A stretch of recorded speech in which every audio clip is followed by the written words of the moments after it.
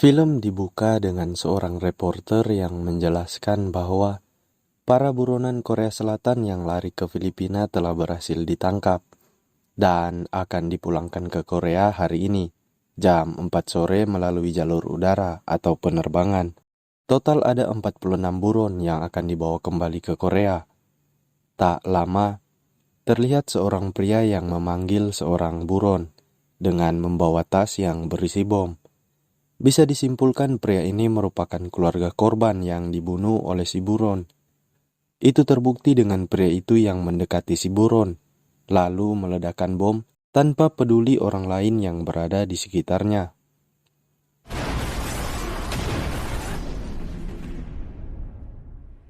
Karena kejadian tadi, pihak kepolisian memutuskan untuk memulangkan para buron menggunakan kapal kargo yang tidak bisa diakses oleh masyarakat. Para buron ini merupakan penjahat peringkat tertinggi oleh Interpol dan akan dikawal oleh detektif Korea yang katanya sangat berpengalaman. Setelah para buron sampai, mereka pun langsung diturunkan dari dalam bus. Dia adalah Pak Detektif yang memimpin pengawalan ini. Kita panggil saja Pak Agus.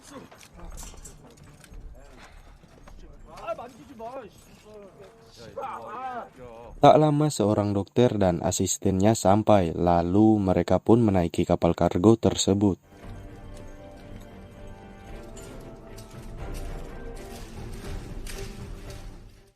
Di sisi lain, tepatnya di Korea, terlihat ruang ganti kontrol yang diambil alih oleh pria ini dan menyuruh semua orang di ruangan itu keluar. 들은 아침에 출근했던 점으로 아니 지금 갑자기 들어와가면 뭐라 하는 겁니까? 지금 전달하잖아.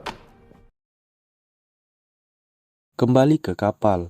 Perkenalkan, dia bernama Park Jung-do, seorang pemerkosa sekaligus pembunuh yang berbahaya. Lalu pria pendiam ini bernama Do So-hwa, yang merupakan daftar merah Interpol. Setelah memborgol semua para buron, Pak Agus memberikan aturan berupa makan 2 kali sehari, mandi sekali sehari, dan tak boleh sikat gigi untuk keselamatan bersama. Dan menegaskan kepada para petugas agar tak boleh lepas pandangan sedikit pun. Singkatnya, tak boleh lengah. Ketika kapal sudah berjalan, terlihat si dokter yang memasukkan beberapa barang dan bergelagat cukup aneh. Di sisi lain, para detektif sedang menyiapkan makanan untuk para buronan. Mereka dibantu 2 orang yang bertugas di kapal ini. Beralih ke dokter tadi, terlihat dokter itu yang melihat denah kapal dan menuju area dek ke suatu ruangan. Dia mendapati ada seseorang yang tertidur dengan oksigen yang menancap di mukanya. Terlihat mulut orang itu yang dipenuhi belatung. Si dokter pun mengerjakan tugasnya dengan menyuntikkan cairan ke orang tersebut.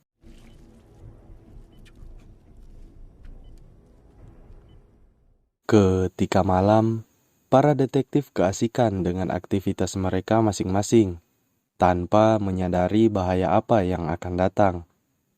Terlihat Jung-do yang memuntahkan besi dari dalam mulutnya. Di saat yang bersamaan, 2 orang yang di dapur tadi bergerak menuju ruang penyimpanan ditambah 3 orang lainnya.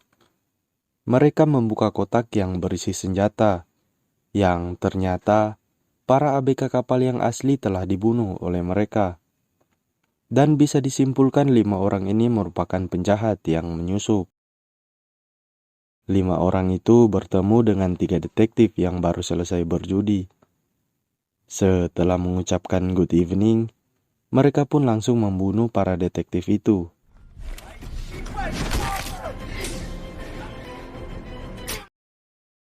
Ketika menyembunyikan mayat mereka, terlihat darah yang mengalir ke area pembuangan.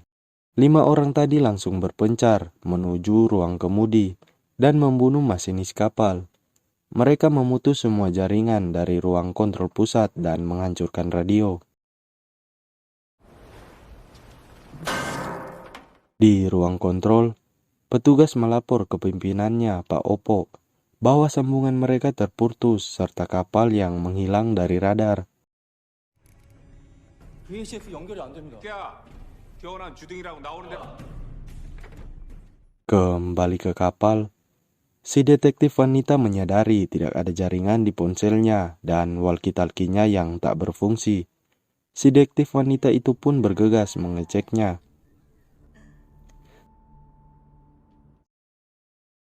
Beralih ke Jungdo yang berhasil melepas borgolnya. Namun rekannya tak sengaja menimbulkan suara. Lalu datanglah detektif yang mengecek, namun langsung dihajar oleh Jungdo dan rekannya.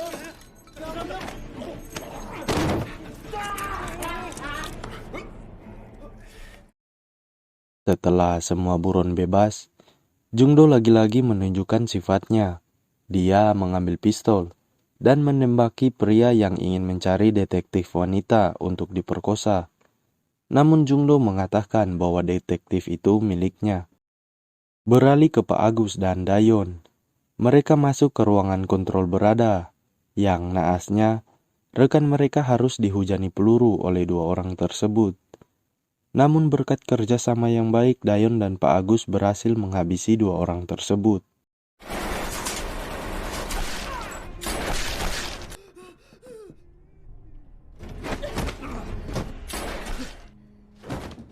Di dek kapal, terlihat darah yang keluar dari pipa yang bocor.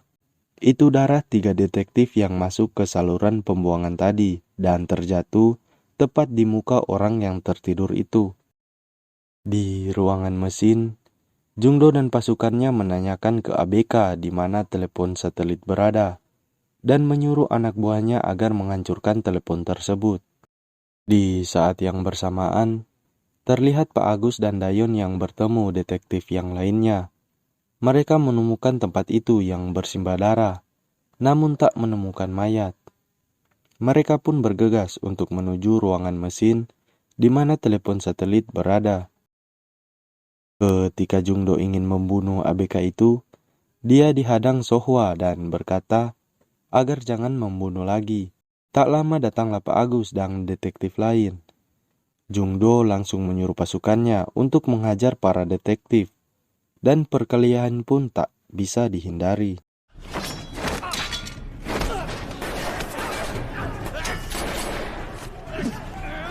Ketika sedang asik war di area Turtle, datanglah orang yang kita lihat di dek tadi.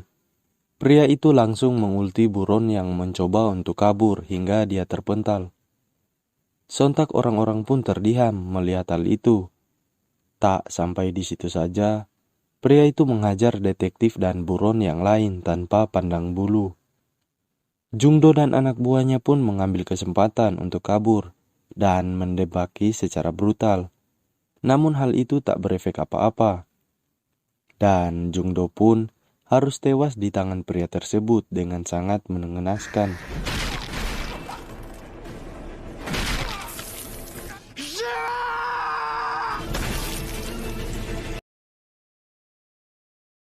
Mesin kapal pun mati.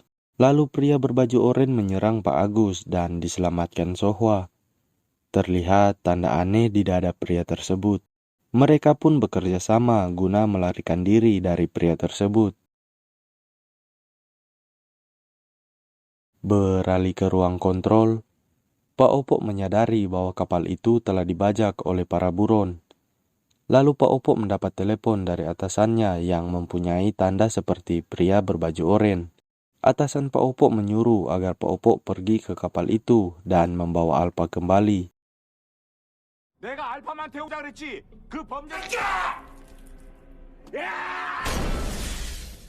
Kembali ke kapal, dua orang yang berada di ruang kemudi tadi mencoba kabur menggunakan sekoci, namun dihabisi oleh pria berbaju oranye. Suster yang mendengar suara sekoci pun mengecek dan membangunkan si dokter. Namun si suster pun harus tewas di tangan si pria oranye.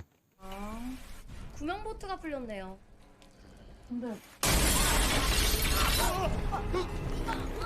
Si dokter pun berlari guna menyelamatkan diri. Dia bertemu dengan Pak Agus dan lainnya. Dokter itu dipaksa untuk mengatakan yang sebenarnya. Namun dokter itu hanya menjawab bahwa dia dibayar mahal hanya untuk menyuntikkan cairan oleh asosiasi yang menjual pil untuk mempermudah umur 10 tahun.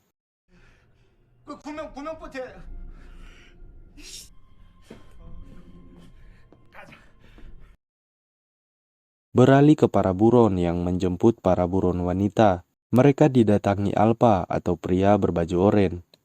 Dan sama seperti yang lain, Alpa menghajar semua orang yang ada di sekitarnya.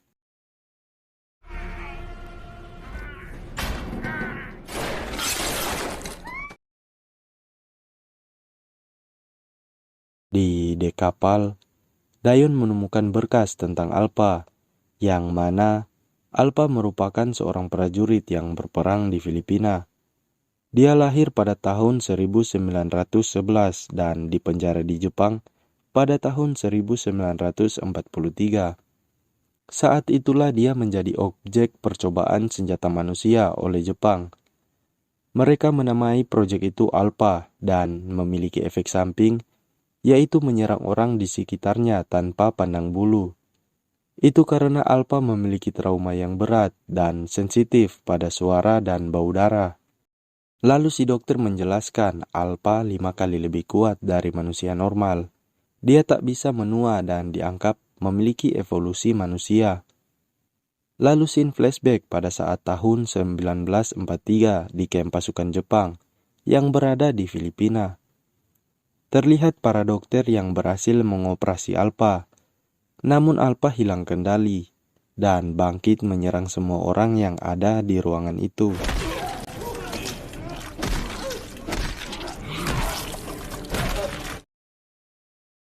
Beralih ke dua buron yang berhasil selamat, mereka dihajar Alpa dan si pria besar harus tewas. Untunglah Pak Agus datang menyelamatkan buron wanita.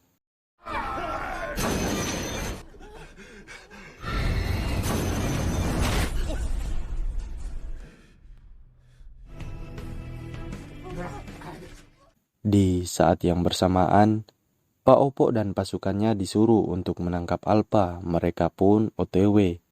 Kembali ke Pak Agus yang bersembunyi di dapur. Dia menyembunyikan buron wanita itu ke dalam freezer dan beradu mekanik dengan Alpa. Pak Agus berhasil memutuskan tangan Alpa walaupun dia harus tewas.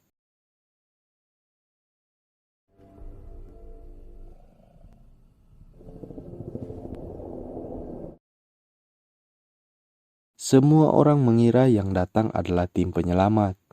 Detektif dan buron wanita langsung dibunuh oleh Pak Opo. Melihat Dayon ditembak, Sohwa pun menghajar pasukannya Pak Opo. Diketahui, ternyata Sohwa juga manusia super percobaan mereka. Dia disuntikan cairan, namun mereka berpikir Sohwa adalah produk yang gagal. Mereka pun membuang jasadnya untuk dijadikan makanan babi. Namun Sohwa bangkit dan menghajar orang-orang yang berada di sekitarnya. Sohwa yang kabur dan sudah memiliki keluarga itu pun ditemukan oleh Pak Agus dan membunuh anak serta istrinya. Tak lama dari arah belakang datanglah Alpa, lalu perkelahian pun terjadi.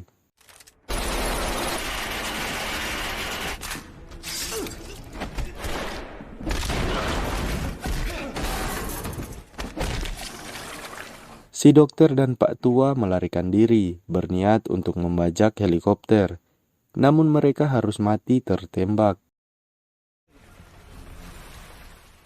Kembali ke Pak Opo yang membunuh Alpa. Alasan Pak Opo membunuh Alpa karena dia berpikir sudah ada Sohwa yang akan dia bawa pulang.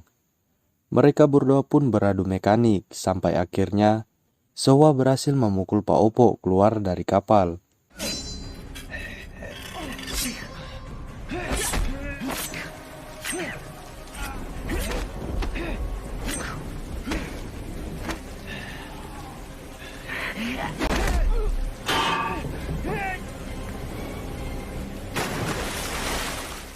Di sebuah pulau, kita diperlihatkan tempat para manusia super dikurung. Dan ternyata Pak Opo tak membunuh anak dari Sohwa. Lalu film pun ditutup dengan Sohwa yang berhasil selamat dan terdampar di suatu pulau. Oke, mungkin segitu saja yang bisa saya ceritakan. Jangan lupa like, subscribe. Terima kasih telah menonton. Assalamualaikum warahmatullahi wabarakatuh.